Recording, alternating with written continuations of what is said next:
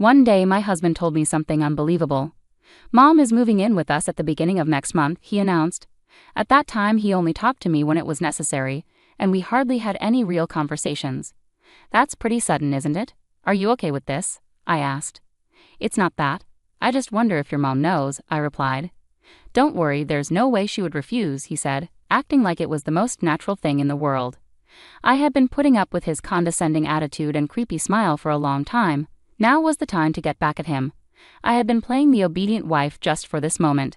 "You know what to do, right?" he asked. "Yes, I know," I replied. 10 seconds after he finished talking, I called the lawyer I had arranged. "Sorry, but please proceed." Then I called the moving company. I had been waiting for this moment. "Yes, please come right away. Take all the furniture, appliances, everything in the house."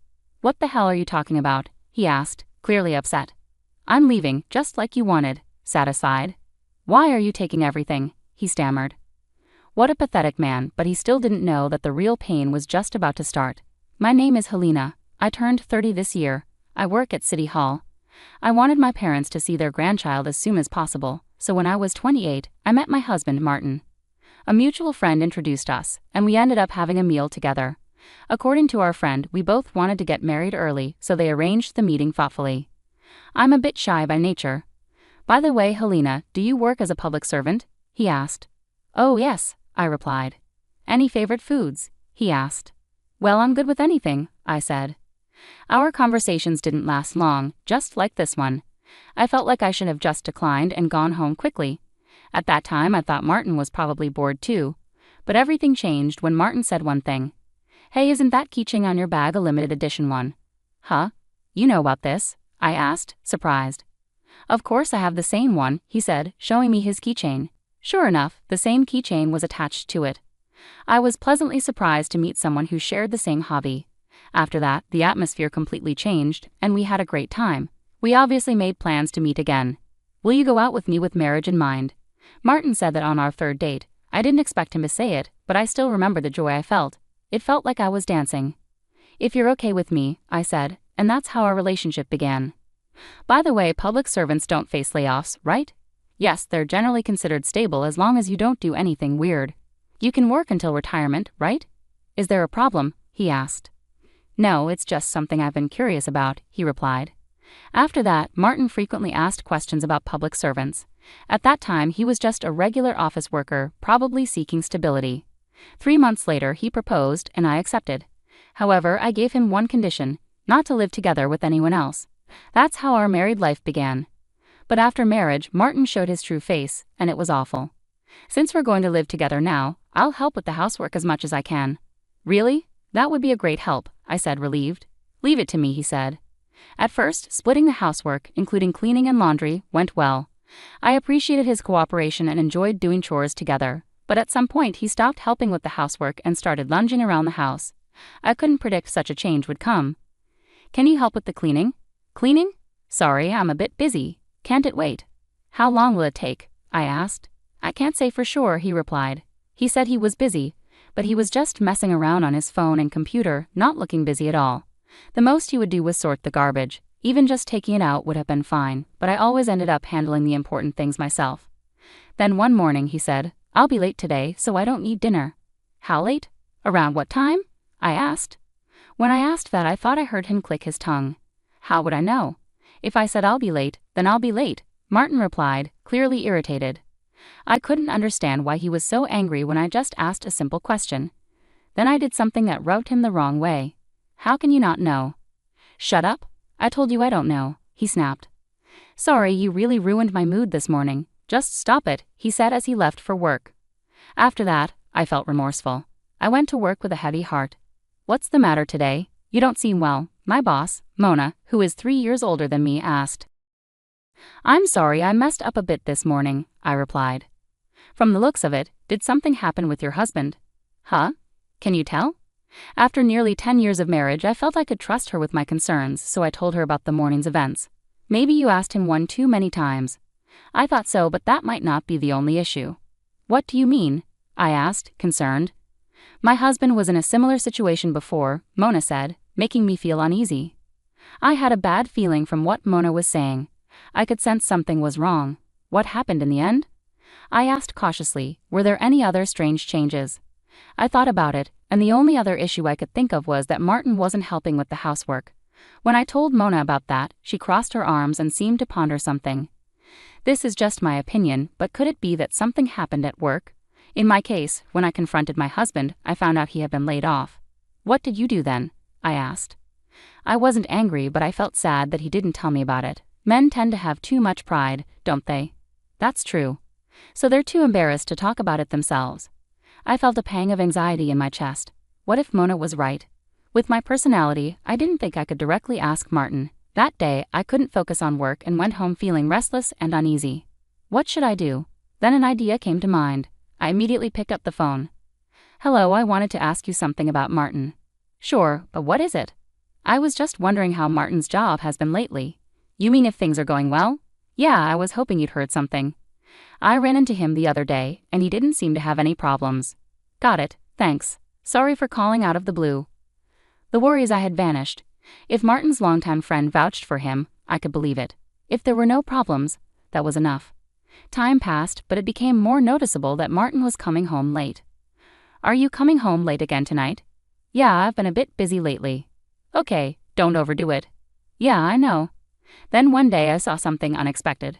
Around noon on my way to the convenience store, a car drove past. It was only for a moment, but I immediately recognized the driver as Martin. But something was wrong. What's the matter? My friend asked. No, it's just, I feel like I just saw Martin drive past in a car. Wait, doesn't your husband commute by train? Yes, and it should take about an hour to get to his workplace by train. My previous anxiety resurfaced. Unable to stay still, I decided to follow him. I caught up quickly as the car stopped at a traffic light. The car pulled into a parking lot. Is that an internet cafe? Why would he be here? Mona's words echoed in my head. Could your husband be out of a job? I quickly took out my phone and snapped a picture of him entering the cafe. You startled me when you suddenly took off running, my friend said. I'm sorry, I just wanted to confirm it properly. So, what did you find? As I mentioned before, my husband might have quit his job. Well, the next step is up to you, but I'm always here to listen. Come on, lunch break is almost over. Let's head back. That night, I made up my mind and asked Martin, did you really go to work today? Huh. Of course I did. Then what's this? I showed him the picture. His face immediately changed color, so I guess I've been caught. As you suspected, Helena, I quit my job. Even though I sensed it, hearing it directly from him was so shocking that my mind went blank. But he had lied to me, and this was just the beginning. Why did you do that? I asked, overwhelmed by feelings I couldn't explain. I've always wanted to be a writer. A writer? I didn't know how to respond to that confession. I was speechless at his unexpected answer. Then Martin raised his voice and said, I always thought it was impossible, but in the end, I wanted to pursue my dream. Without consulting me at all, I couldn't understand what he was thinking. The thought that he had been living with me while thinking about this all along made me lose trust in him. More questions arose in my mind. Is this something you've wanted since before we got married? Yeah, even back then I was thinking about quitting my job someday to spend more time on what I love. Doesn't that count as betraying me? Huh? Why would you say that? Isn't it obvious? After proposing, you asked me so many questions about my job as a public servant, but you actually intended to quit your job to chase your dream all along, didn't you? Martin began laughing as if he had been liberated and started answering, yeah, that's right. But your salary was lower than I expected, which I didn't plan for. What? But don't worry, I'll figure something out soon, and our income will increase. Deep down, I thought there was no way this plan would succeed, but I couldn't bring myself to say it, so I swallowed my words. From the next day, Martin became less considerate of me and began acting differently than before. His behavior and words made me feel that something was changing in our relationship. He started looking down on me and giving orders. I'm going to focus on writing from now on, so don't interrupt me. Soon, you'll be the wife of a best-selling author. Understood? I thought it was impossible, so I contacted my friend again. I started to suspect that my friend might have lied to me too, but I quickly realized that wasn't the case. Just as I was about to contact her, she called me. Great timing. Can I go first? Martin quit his job, but did you really not know about it? I asked. Hold on, she said. Did he say he quit on his own? Yes, he did, I replied. My friend's reaction wasn't what I expected. Her expression seemed to say, that's not right. I heard this from someone, but it seems like Martin didn't quit. He was laid off. Wait, laid off? You mean he was fired? Yes, and the reason was because he embezzled company funds. You've got to be kidding. But that's a crime. I never thought he'd go this far. It seems he finally crossed a line he shouldn't have. I heard he avoided prosecution by paying everything back, she continued. Even if that's true, what's wrong is wrong. And there's more. As soon as I heard my friend's words, my head started to hurt. How awful a man could he be? The story so far was already bad enough, but there was still more. I took a deep breath. So, what else has he done? I asked. When I heard what she said, I felt pity before surprise, but now Martin had no escape. I had crucial evidence in my hands. Thank you for the information. So what are you going to do now? She asked. Do you want to hear? Nah, I can kind of imagine, so I'll pass. And so the desire for revenge against him grew stronger within me. I thought that just laying out the facts wouldn't be satisfying enough, so I decided to give him despair so crushing that he couldn't recover. For a while, I played the role of the obedient wife, planning to drag him down from his current height to the depths of despair. How's the writing going? I asked him. It's going well. Maybe I should let you read it. I'd love to read it, I replied. When I read his novel, I was stunned, not because I thought it was amazing. On the contrary, it was so terrible that I was speechless. I think it's a pretty good piece. I really like it. I lied to make him happy. He cheerfully returned to his room. Around that time, I started noticing my mother-in-law's behavior. I didn't have much interaction with her because I didn't like her, but after finding out about Martin's situation, she began contacting me more frequently. Most of her messages were complaints, and when I'd say it must have been really tough, she'd reply, exactly. Her complaints mainly revolved around my late father-in-law, who passed away before I started dating Martin. Apparently he was quite the authoritarian husband, and she seemed to have been haunted by that past for a long time. Whenever I gently brought up Martin, she'd say, "It's only natural for a wife to support her husband, isn't it?" "Didn't I just tell you that?" I'd reply. She'd then continue, "When my husband was alive." But no matter if the topic changed, she'd eventually circle back to talking about my father-in-law. I was halfway to giving up on her. She didn't seem to feel any guilt about Martin either. For a while my mother-in-law continued to contact me, but one day her calls suddenly stopped. Talking to her was exhausting, so I was secretly relieved when she stopped reaching out. Then one day my husband said something unbelievable. "Mom is moving in with us at the beginning of next month," he announced.